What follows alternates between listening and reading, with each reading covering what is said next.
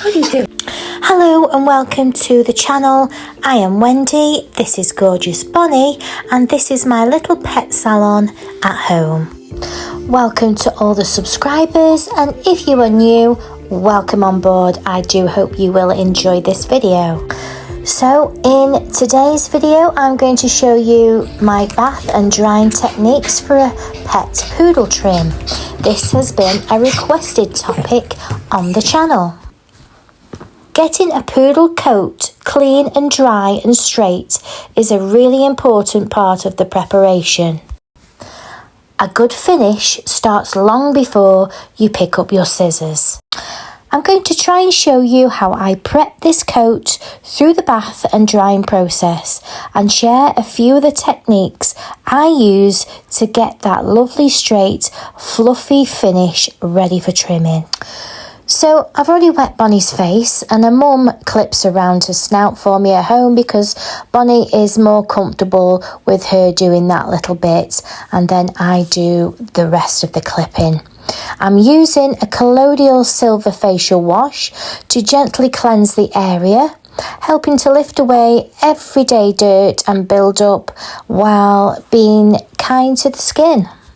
I leave the facial wash on while I move on to washing the rest of her body, and then I come back and rinse off the face thoroughly at the end.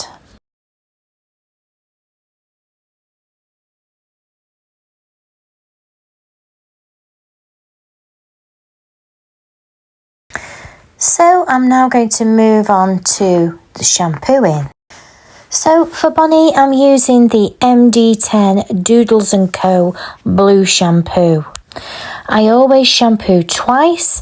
The first shampoo helps remove the dirt and build up, and the second gives that really thorough clean. This shampoo is designed for white, fluffy, wavy or curly coats. The blue colour helps reflect the light, which gives a white coat a brighter, more sparkling appearance. It's also a concentrated shampoo, so I dilute it before using it. A little really does go a long way. So what I'm actually going to do is I diluted one of the pots of the shampoo, and I'm going to do her first initial shampoo. I use my silicone, I call them distributor brushes. They're just like they're like a silicone body brush, similar to what that we can have for ourselves, but it's got lots of little teeth, and I just feel like I give them a nice good clean, and it stimulates the skin and the coat.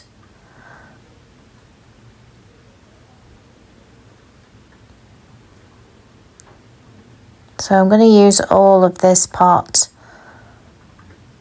and then what I'm going to do is I'm going to show you how I'm going to froth the next pot in my manual frother. So now the first shampoo is on. I'm going to use my tangle teaser just to rake through the shampoo. Because the shampoo's on, it gives nice slip on the coat, so it just helps penetrate all that shampoo through and break up the coat. Because I haven't pre-brushed it at all, she is a regular dog, she wasn't naughty or anything like that, so simple break up with the tangle teaser I find sufficient.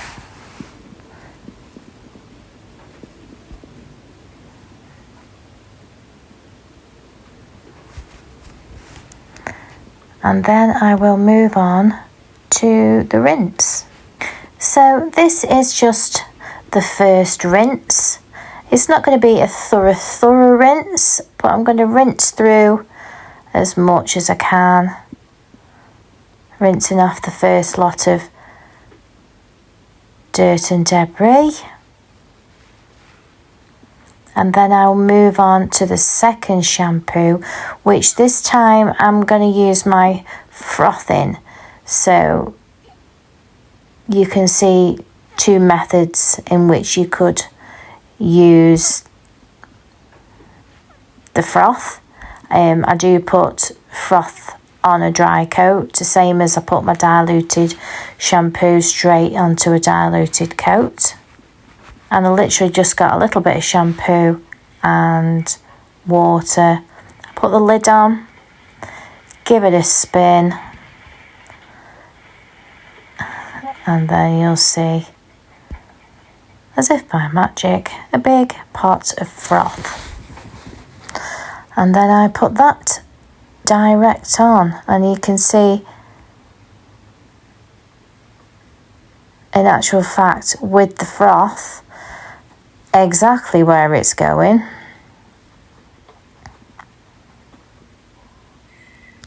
And I do find that with the froth, it gives me a really deep down clean. It just somehow activates a lot better when it's frothed. It's creamy and it really penetrates. All those like micro bubbles get deep into the coat. And what I'm going to do is I'm going to save a little bit of what's left in the pot, and I'm actually going to soak her feet in it as well.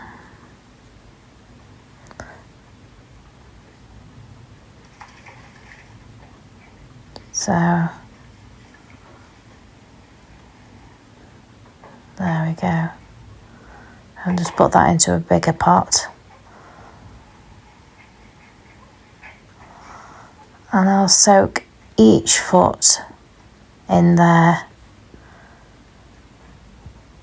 because the feet are always notorious for getting really dirty, because obviously it's been we have had a big dry spell, so they've been very dusty and dirty, walking on the pavements and such like. So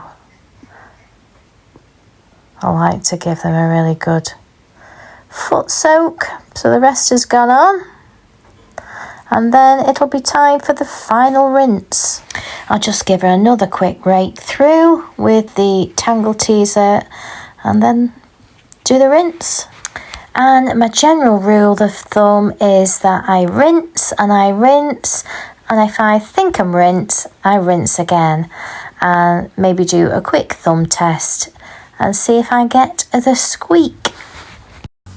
So once I finish rinsing, I give the coat a good squeeze out with my hands. I don't use chamois leathers or towels, aqua towels at this stage, because I do my initial blasting while Bonnie is still in the bath.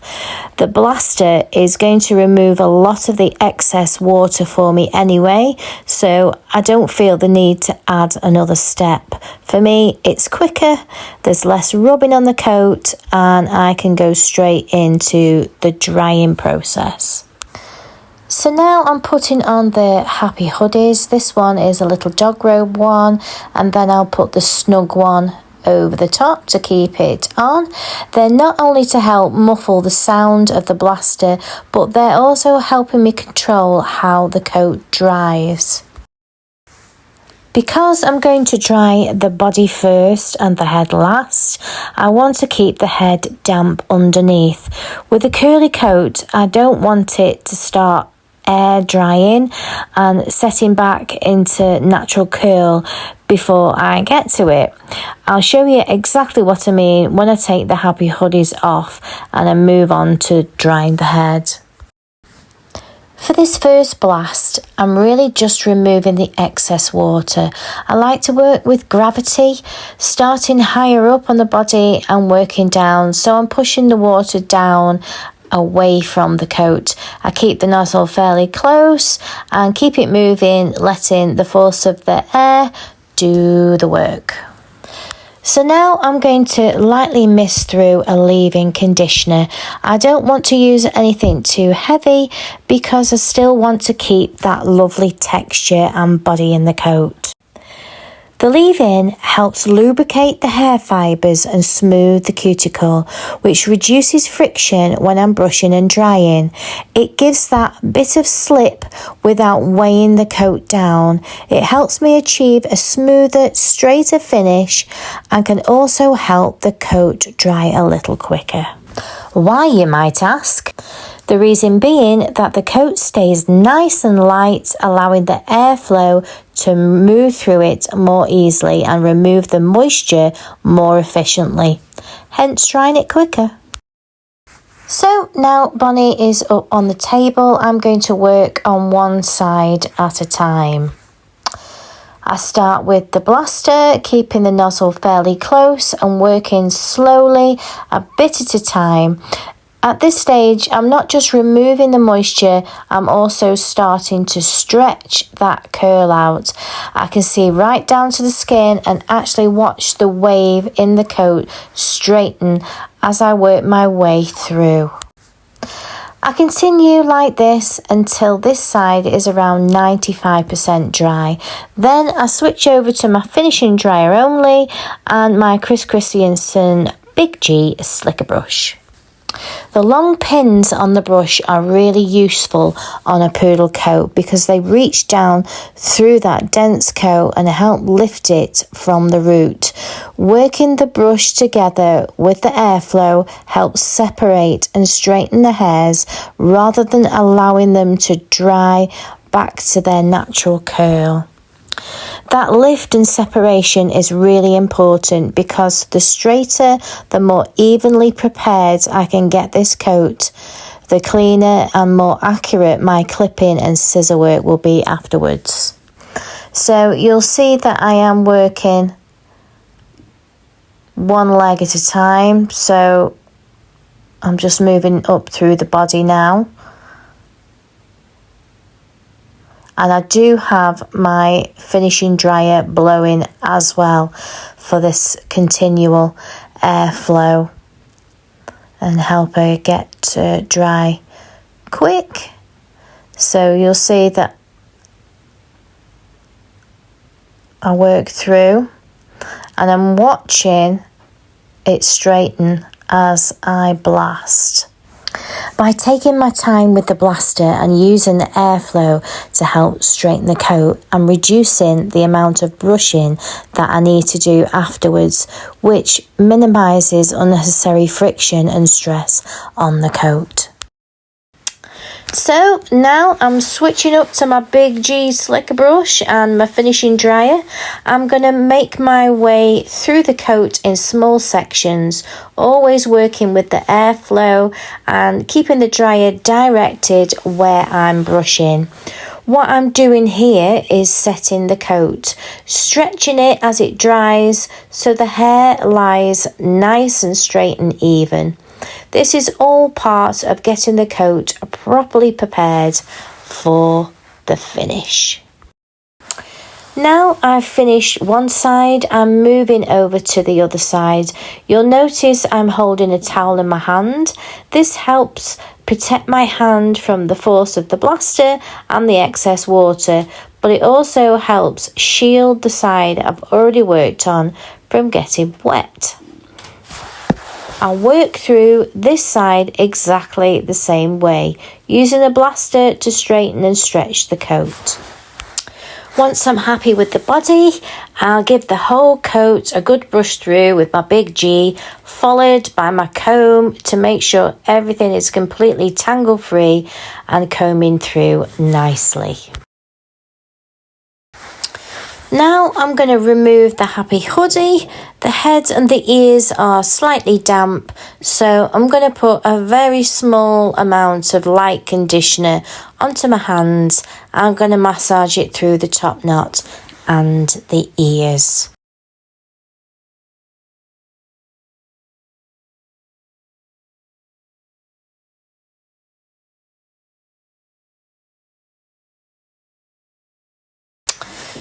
So then I'm going to switch on my finishing dryer. I'm going to grab my Big G again and I'm going to dry and stretch the coat. I will also switch to my smaller little wall brush for the top knot because she's got a smaller head and it gives me a little bit more control to get the coat as straight as I can. And I think she's deserved a little bit of a sit down there and a cuddle. And I'm just switching up there to my smaller little brush. And the last comb through before she goes on to the trimming table.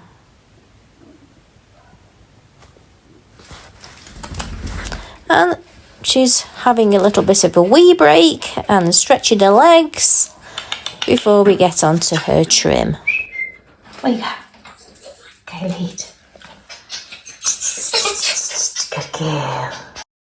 So she's all ready for trimming, and as you can see, she's licking there because she has hair in her mouth, and that's because her ear hair is quite long. So to keep it out of her mouth, while I'm trimming, I feel down where the ear is and I put little bands right down at the bottom. I do that on both ears. These are little bands that I used to have for my lovely Larry, who sadly passed away.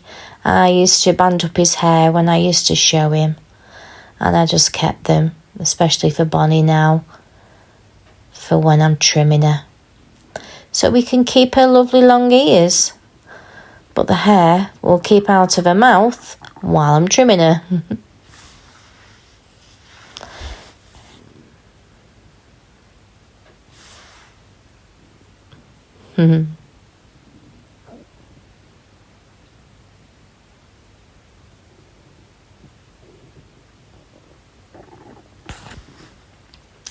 What I'm also going to do is I'm going to give her a little bit of a spray. This is like a ordinary miracle coat. We'll just get the excess static out of a coat ready for trimming, and it will help the clipper glide through easy. And I just give that a bit of a comb through. Now? Here she is ready, and this is her before. You can see how beautiful her coat is. And I just thought I'd show you, she's having a 4-comb attachment on her body, so I just wanted to show you how lovely now the clipper glides through a coat, and it's just literally falling off like butter.